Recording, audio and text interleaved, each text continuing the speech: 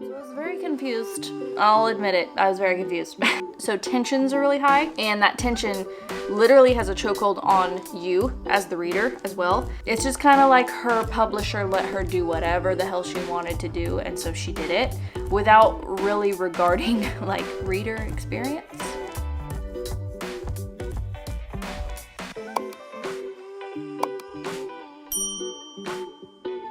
Oh, that's sweet.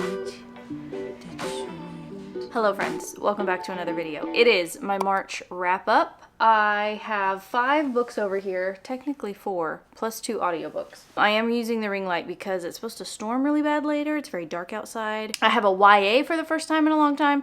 I have the 3rd in a trilogy. I've got some for my Reading Around the World challenge. Let's get into it. So we will start with the great. 2 of these were great, so I want to share those with you first. I'm going to go ahead and knock out the nonfiction of the month.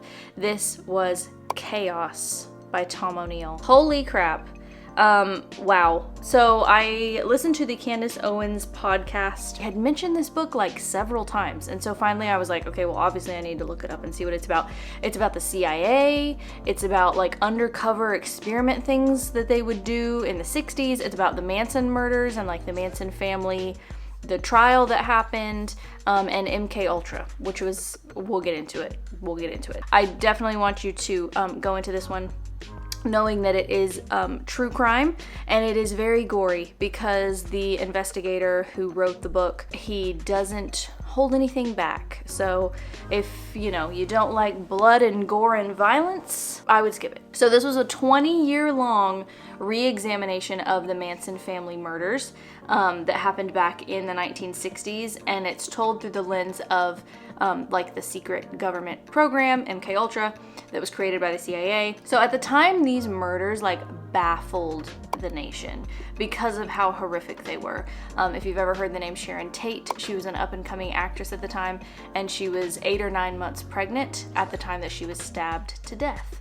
So, and what was weird is that none of the people part of the Manson family, they call themselves the family, capital F, really had any crazy like previous charges. They didn't really have any history of violence, and that was another thing that kind of like shocked the nation. Was like, these are like normal kids. These are like hippies. Like, they're supposed to be about peace and love. Like, what's going on? So what sparked O'Neill's investigation, and the reason why he continued to investigate this for literally 20 years, was because the trial's lawyer, Vince Bugliosi, was very cagey.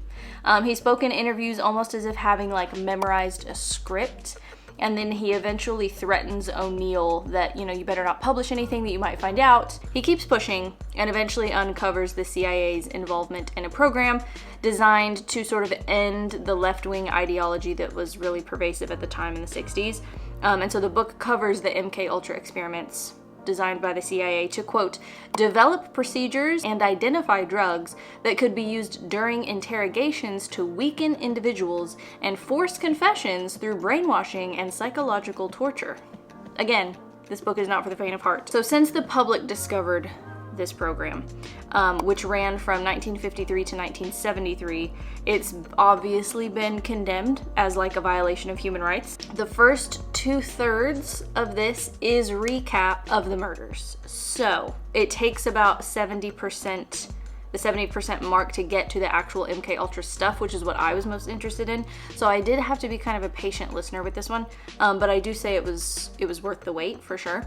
The most challenging aspect, I think, was how many people are mentioned. He did over 500 interviews. He conducted over 500 interviews. He talks about how difficult it was to write the book because how do you string all of that information together in a way that's cohesive and makes sense? It possibly would benefit you to purchase a physical copy if this sounds like something that you're really interested in. His dedication to his reporting is just insane. So if you have any books like this where it's like government conspiracy type stuff, but that's actually been like proven, definitely let me know because I really like this one. And I just, round of applause for Tom O'Neill. Then we have a Reading Around the World challenge book for Venezuela. I have 2 of them.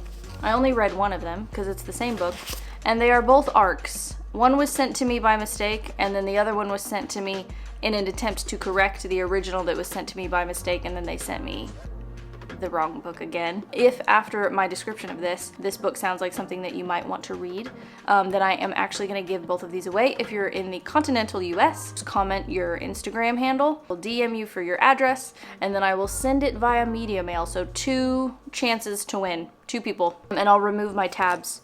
I read It Would Be Night in Caracas by Karina Sanz Borjo. I'm not totally sure. I'm never sure how to say some of these names when it's like a language that is not mine. But this was also in the great category. So good. Again, very dark.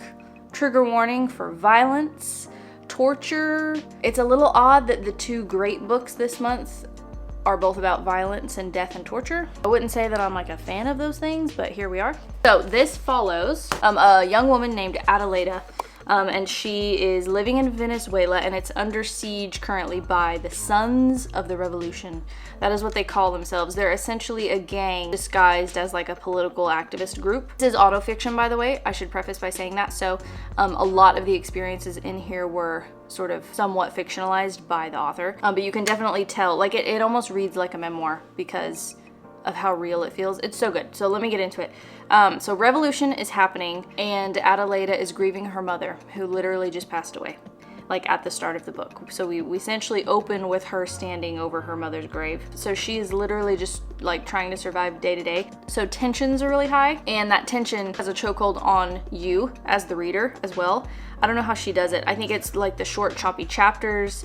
It's just, there's something really propulsive about the writing. And like, obviously something so horrible, like, you know, something horrible is gonna happen just because of the way, it's almost like you're always waiting for the other shoe to drop, the way that she writes. A group of female gang members take over her apartment while she's out. She knocks on the door to try to like get some of her stuff back, like some of her mom's stuff, and they're like wearing her dead mother's clothes, like for many reasons. She obviously can't get her apartment back, but there's also reasons why she can't go to the police. So it's literary fiction, it's lit fic, but it is like the perfect marriage between a thriller and, if it were a memoir, even though it's not, it's like so dark thematically, but like I said, very propulsive. This author just really knows narrative. Like, I don't know if she's written other things. I obviously need to Google her work. She lived in Venezuela, like I said, so she lived through a lot of what she's fictionalized. I'm not the biggest fan normally of autofiction, but this is written with, like I had said in my notes, equal parts beauty and brutality. Just really illustrates how a country can like fold in on itself if the leadership is really poor. Like literally watching the country eat itself. Some quotes in here, oh my gosh. I'm gonna read you just a few favorites. This is literally page 1. Instead of funeral parlors, the city now had furnaces. People went in and out like loaves of bread, which were in short supply on the shelves, but rained down in our memory whenever hunger overcame us. What? I'm sorry. That's so dark, but that's so good. People went in and out like loaves of bread. So incredibly powerful. I highly recommend it. Like I said, I have 2 copies. If you would like one, DM me or leave me your Instagram handle in the comments, and then I'll go through and pick 2 winners randomly, and 2 lucky people will get a copy of that. Like I said, it's very dark, but it was so good. Whoa. Ooh, it's not a rave. Okay, the lighting and the angle may have changed a little bit because I did have to just stop and let the camera charge. It is time to get into the next category, which is the good. So these are still books that I would totally recommend. I would probably reread again, but they just didn't quite hit or pack as much of a punch as the great category. So for the good, we have another Reading Around the World Challenge book. This is Becca Lamb by Z. Edgell. This has been out since the 80s. This was for Belize, and it's quite different than the ones that I've previously talked about. It's very sweet and quiet. It's very slice of life. So we are following the titular character, Becca Lamb, and her friend Toysie as they attend a convent school in Belize. So this is not particularly plot heavy at all. I mean, there are definitely some plot beats that happen and are necessary to drive the story forward, but it is more character driven, so bear that in mind. It focuses on their friendship and then sort of like a revelation about Toysie, and then a tragedy. So it's not a happy book. It is filled with some really beautiful lines, like some really beautiful descriptions of just like Belize, of the streets, of the ocean, family members. Like I felt like I was there. It's very atmospheric. The dialogue is very realistic as well. Even for Becca's two little brothers, she has two, I think they're like twin brothers. They're really young. They're like hyperactive toddlers, so their dialogue is kind of like nonsensical, but it like obviously is like very realistic for their age, and I feel like that can be really tough to capture, but she does it really well, so I have to give her props for that for sure. And then I'm not sure if there's like an overall message. I think that was what I struggled with the most in this one. Not struggled with, but like when it was over, and it's not very long, when it was over I was like not really sure like what exactly the point was, or if it is just supposed to be more of a slice of life kind of character story. Maybe it's kind of auto fiction, I'm not totally sure. I don't know that we're supposed to take anything away from it other than it being Becca's, you know, sort of coming of age story.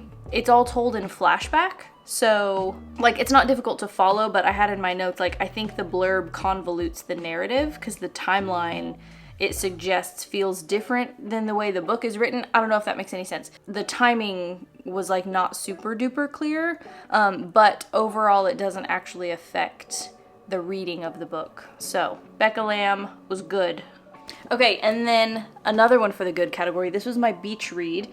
When boyfriend and I were in Galveston for spring break, I wanted to specifically take something with me that like referenced the ocean or the beach or whatever, and I looked all across my shelves, and literally the only thing was this YA that I bought randomly at a bookstore like this late last year. I don't even remember, truly. And normally I do not read YA anymore because it just doesn't hit, which makes sense because I'm 31 and not 13 anymore. It was really good actually for YA. Like I have quite a few little tabbies in here, and I feel like that's usually a good sign. For me anyway, more tabs generally means that I'm like getting along with it and enjoying it pretty well. And this is about lunar magic. So the magic system in here is all about like lunar phases, the moon phases. Very, very cool and unique and interesting. It even references like synthetic magic, like magic that can be made from real magic. So we are following two characters actually. We have a male and a female main character. So it's dual POV. And it's not actually a love story between them. That was actually really refreshing. I wanted to mention it because I feel like you automatically assume it's going to be like, you know, a romance. So we have Emery and Baze, short for Basil, and they are both students at Dovermere Academy. And it's basically where they go to learn about their magic, their lunar magic. But they are both actually in grieving, so we start out kind of in a dark place. Baze has lost his sister Romy, who is Emery's best friend. So they are both grieving. And 7 other students who drowned last spring. They went into a cave to do some sort of ritual, and then the tide came in and they all drowned. That's like rocked the school. And is something that they are dealing with. Emery is also a survivor of that, so she's dealing with like survivor's guilt. So Emery is a healer, she has like healer magic, and then Baze is actually the thing that kind of makes him kind of cool and different and a little bit of an outcast, is he is eclipse born. So if you're born under an eclipse, belief in this world is that your magic is like perverted and it's like dark magic. They're trying to solve the mystery. They're trying to Scooby-Doo their way into this mystery, and they're trying to find the epilogue to this textbook. It's like been lost, and they believe, everybody at the school believes, that if they have the epilogue, it gives them instructions on how to access, it gives them instructions for how to travel to the Sea of Ash, which is where people in this world go when they die. And so they think, well, if we have the epilogue and we have those instructions and we travel to the Sea of Ash, maybe we can like resurrect our friends because maybe they're just like in limbo, like maybe they're not dead. So there's definitely a lot in here about just interpersonal relationships and friendships and how tricky that can be, and romantic relationships. There is a romance between Emery and another character. And then there's a lot about like parents, relationships that you have with parents who have passed away, or parents with extreme mental illness, like Baze's dad is locked up in a psych ward. So a lot about like family and friends and relationships. So I feel like that's what gives it its heart, is it very much is about relationships, even though the author has invented this really cool lunar phase magic system. Kind of breaks it down in the beginning. One of my only things that I was maybe like wanted more of was she lists the houses in here and like the types of magic and all the different like magics that you can have, but then she doesn't really deeply explore them. I think there's 17 or 16 different ones, but this is the first in a trilogy. So I assume she's gonna explore some of those maybe a little bit deeper in future books. I wasn't obsessed enough to continue with the series, so I am gonna leave it here. If you're a dark academia girly, such as myself, this had so much of that vibe, of that gothic, like dark ocean imagery, celestial objects, crumbling lighthouses. Obviously, like, it's set at a school, it's set at this college. It definitely has like a few subtle little nods to Harry Potter. They don't have like modern technology, so it feels very dark academic. You can bet I was very pleased to find that out as I was reading. So I was not obsessed, but still very cool, still very fun. Okay, and then the last for the good category was The Experience Machine by Andy Clark. This is nonfiction, it's about the brain, and I will say it's a little bit dry at times, I'll be very honest, but it fuels me wanting to read more nonfiction. It is about the brain, it's about human cognition, and Clark's theory that the brain is a prediction machine. So the blurb says, quote, "Exploring its fascinating mechanics and remarkable implications for our lives, mental health, and society, Clark nimbly illustrates how the predictive brain sculpts all human experience." So he's biting off a lot. I feel like you can't really write about something like this that is so cerebral, like literally, without it being a little bit dry. So I did pause this one for a little bit, and then I eventually got back to it. You might benefit from a physical copy, I'm realizing now. Like actually seeing some of the words would have probably been helpful. And like I said, I listened to the audiobook, so maybe if you're gonna read this one, get the physical book. Also, the physical cover, like the physical book's cover, was really cool. So I knew going into this, like, a lot of what we experience in our lives, we experience unconsciously. And so this book dives super deep into that. And Clark talks about the power of our unconscious minds being much more powerful than our conscious minds. And so it's chock full of studies showcasing that. There's a whole section on placebos and like placebo pills and placebo surgeries, even, where they'll just give somebody like stitches, but not an actual surgery, claim to have like a reduction in pain.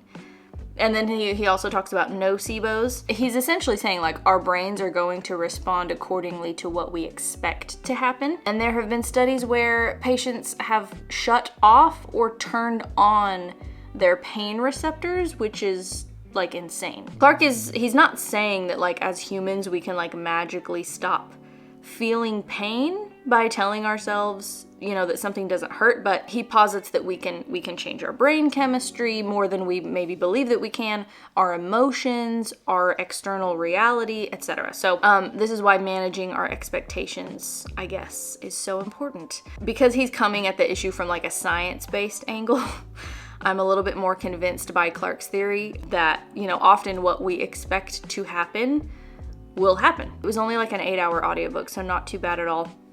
And I feel like I need to dive into that whole concept of prediction and expectation a little bit more. So if you guys have any other things like it, let me know. OMG.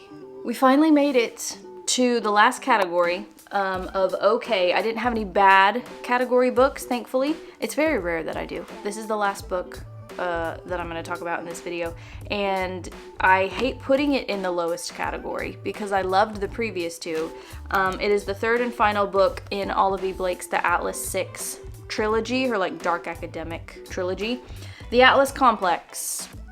Where to begin? Where to begin? Oh my goodness. I kind of knew from the blurb. You know how when you read a blurb and it's very vague and abstract and you're like, okay, that doesn't actually tell me anything about the plot? Well, that's because there's really not too much of a plot happening. So we are still following our beloved original 6, but we also have a billion other characters in here. Not a billion. We have a lot of other characters that we're following as well. You know, sort of a philosophize-y kind of political manifesto about humanity and ethics and the multiverse. And I didn't realize how much she was gonna do with time in this, which I'm not like the biggest fan of. Navigating personal relationships, all that stuff, set against the backdrop of like the potential end of the world. I don't know. In the author's note, she, like in her words, in Blake's words, she says, quote, "The relationships will be the plot. Part thriller, part prolonged philosophical rumination." Like that was her initial concept, her initial idea. So I think she's a great writer. I do. I do love her prose generally. In some of the bad reviews, people will mention how heavily she relies on like adverbs and adjectives. Like it's kind of, it's like she's writing with a thesaurus on hand. Do we need 170,000 words? No, we don't. If we cut some of the interiority, which is like over half of what this book is just this person thinking about what this other person might be thinking or doing, and then you multiply that by how many characters we're dealing with. I wish more than anything that the timelines had been clearer, because I was not sure, like, is this all present tense? Are we jumping back in time? Are we going forward in time? Like, I didn't know, like, throughout most of my reading experience, and it's literally not until page 423 of a total 480 pages that the idea of multiverses is directly referenced. So I did not understand these were like, you know, multiverse timeline, alternative timeline type things that we were experiencing. So I was very confused. I'll admit it, I was very confused. I feel like there's like another book, like a whole other book that's like spliced into this one, because there are so many other characters that we don't know as well, and so therefore we don't care about them as much. I feel like the multiverse idea is fun, but I feel like it could have been explored in a spin-off book or something, and it would have made this book more enjoyable.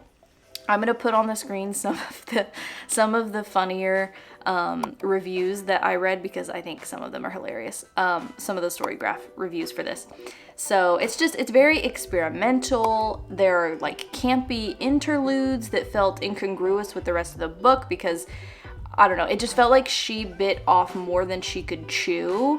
And so it was more than we could swallow as the reader. It's just kind of like her publisher let her do whatever the hell she wanted to do, and so she did it without really regarding like reader experience. Also, the chapter perspectives felt a bit random, almost like I was reading it out of order. The plot just gets so muddled. I felt like I was looking through murky water. Like I was trying to read through murky water the whole time. I'm just gonna close it and we're gonna be done. So if you haven't already, leave your recommendations in the comments, whatever you loved most in the month of March. And then if you do want one of those copies of It Would Be Night in Caracas, then let me know in the comments and I will ship those out as soon as I possibly can. So thank you guys for watching, and I will see you guys in my next video. Bye guys.